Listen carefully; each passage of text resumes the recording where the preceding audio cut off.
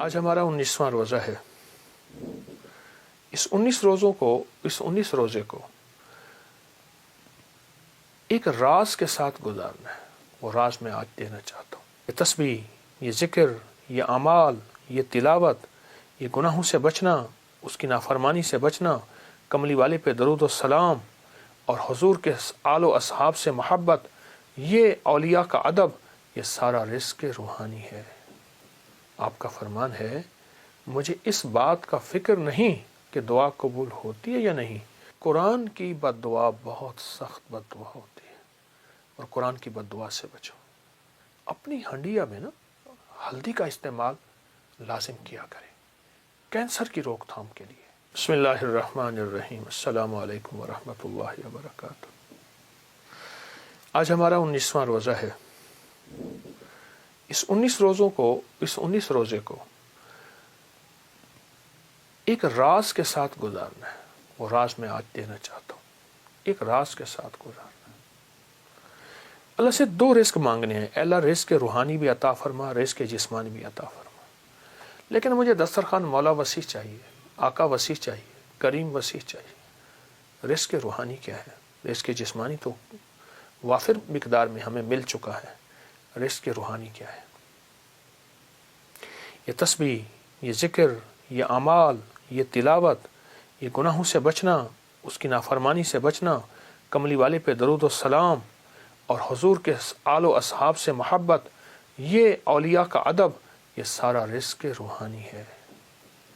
اللہ سے دونوں رزق مانگنے ہیں، رزق جسمانی بھی اور رزق روحانی بھی۔ اللہ سے دونوں مانگنے ہیں۔ دونوں رزق اللہ کے خزانوں سے لینے ہیں ہم نے، اور اللہ کے خزانوں سے دونوں رزق انشاءاللہ ملیں گے۔ عمر رضی اللہ تعالی عنہ کا ایک فرمان بتاؤ۔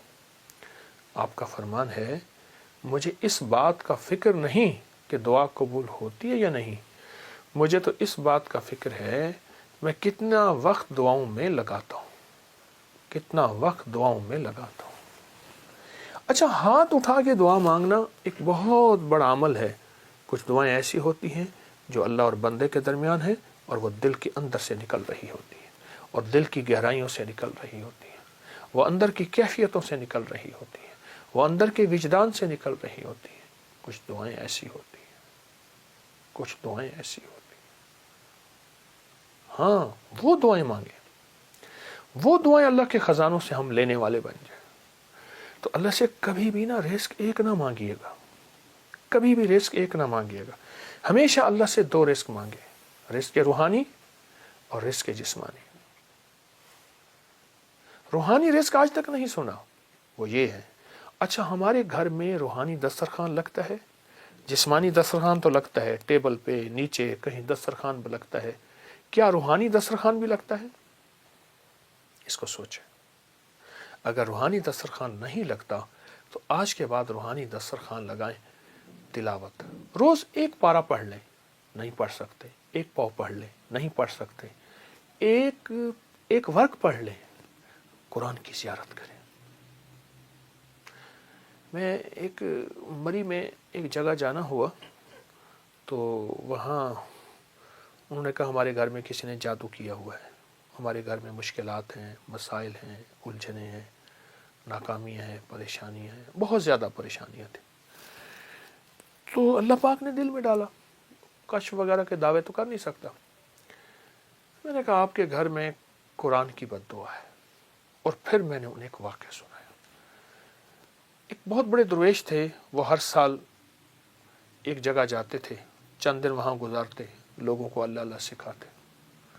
تو انہوں نے کہا حضرت ہمارے ہاں قریب ایک گاؤں ہے، بستی ہے، ان کے لوگ بہت پریشان ہیں، آپ وہاں بھی تشریف لے جائیں۔